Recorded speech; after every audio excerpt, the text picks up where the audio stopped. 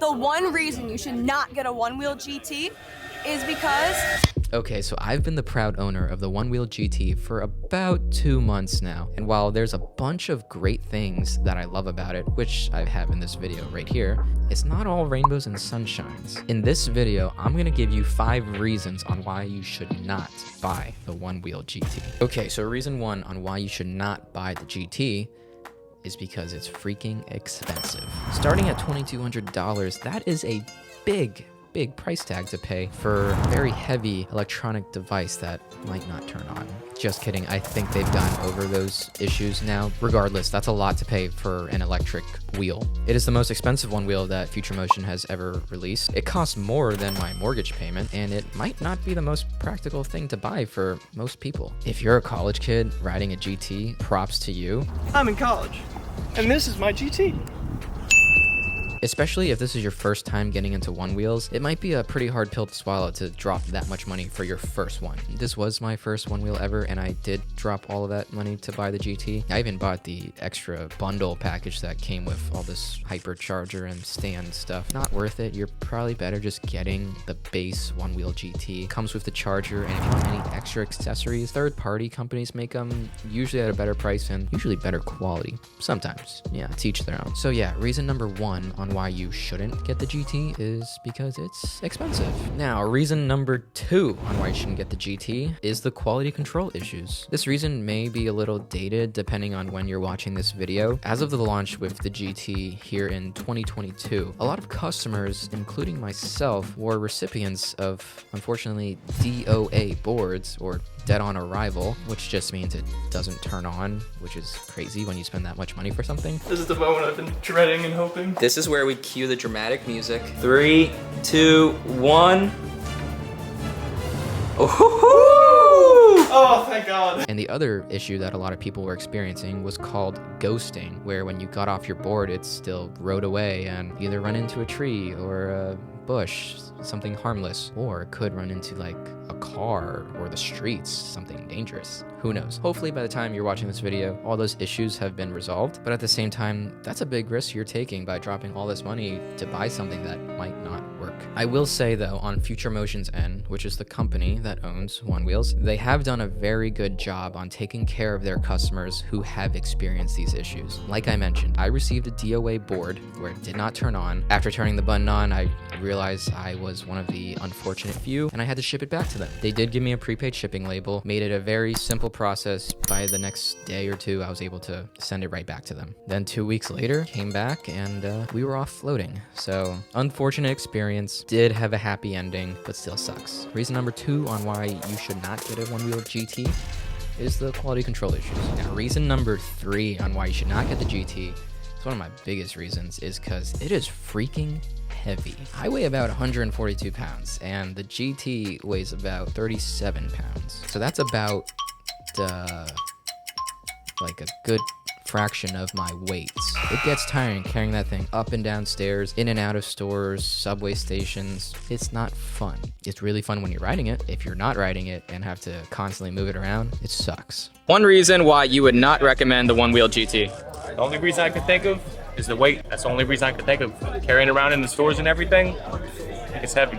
I think it's a little impractical for anybody going up and down stairs a lot, like subway stations, if you're commuting between those. And it'll get annoying if you live in an apartment with a bunch of stairs. I live on the 2nd floor. I got to carry this thing up and down. It's just exhausting. I leave it in my trunk normally, so I don't have to carry it. The next model down I would recommend would probably be the Pint X, weighing in at about 27 pounds, I think. I went with the Pint X over the GT. First reason was the weight difference. I do a lot of traveling. I had the regular Pint, and I was going through a train station, and carrying that was a beast. And I was like, there's no way I'm carrying a GT through a train station trying to catch a train. Okay, on to reason number 4 on why you should not get the GT. This is a big one in the Onewheel community, and it is the lack of modification. This ties into right to repair, voiding your warranty. If you don't know what right to repair is, basically Future Motion has said that only they can fix your board, whatever the issue is. So if it's a simple fix that would save you the time to send it all the way back to them, for them to send it all the way back to you, it doesn't matter because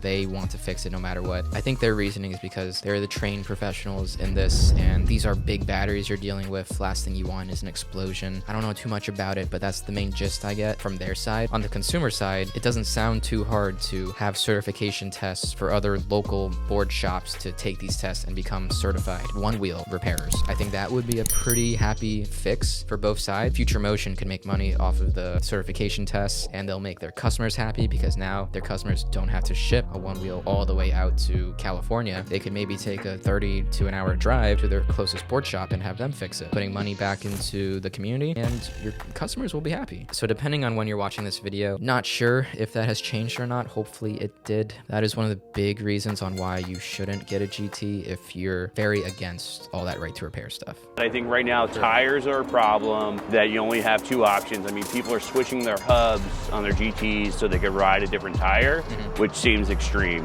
I think eventually we'll see Flow Life and Craft and Ride and Burris and all those companies come out with tires, but I think right now the lack of tire options is probably the fifth reason I wouldn't buy a GT today. And grouping into that is also voiding the warranty if you try to fix anything yourself. There have been reports of if you try to disable your battery connector, you've instantly bricked your GT, and I think you're just left with like a $2,200 paperweight, meaning Future Motion is not going to repair your board simply for you just unplugging something, I think. Correct me if I'm wrong in the comments, but that's the gist of what I've been hearing on all these videos and comments and Facebook posts. It can get a little gnarly out there. You keyboard warriors are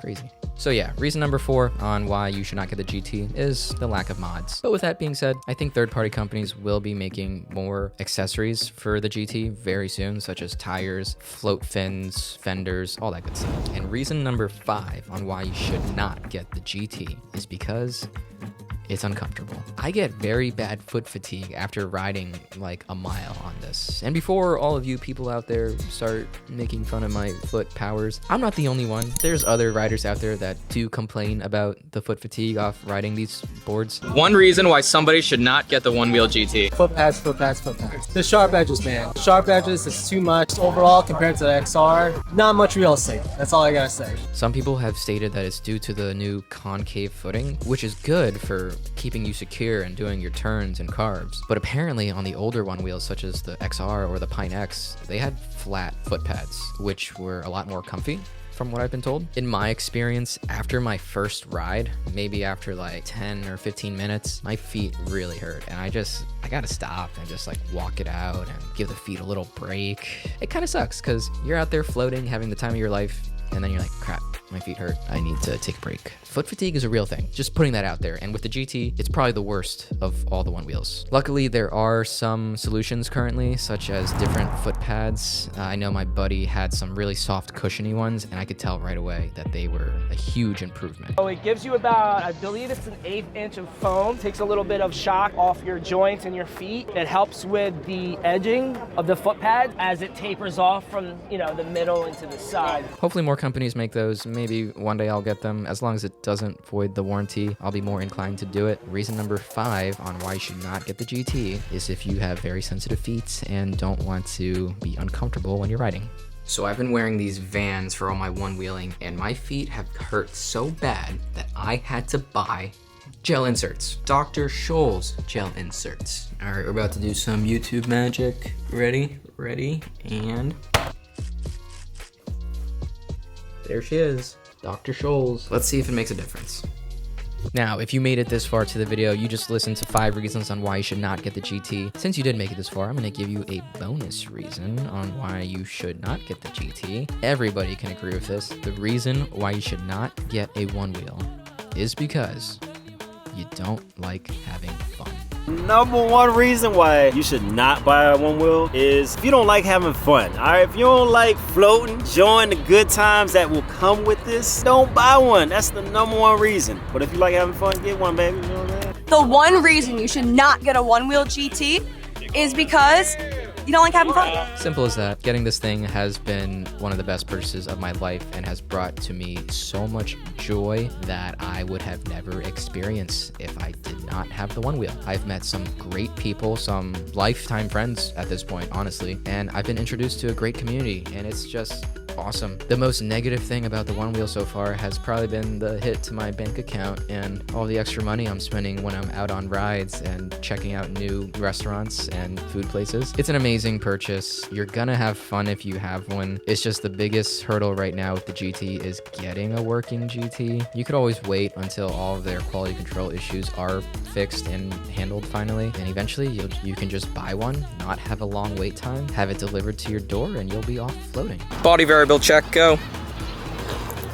Ooh. With that said, thank you guys for watching this video and making it this far. If you are still looking for something to watch that you did not know you wanted to watch, then check out one of these 2 videos here.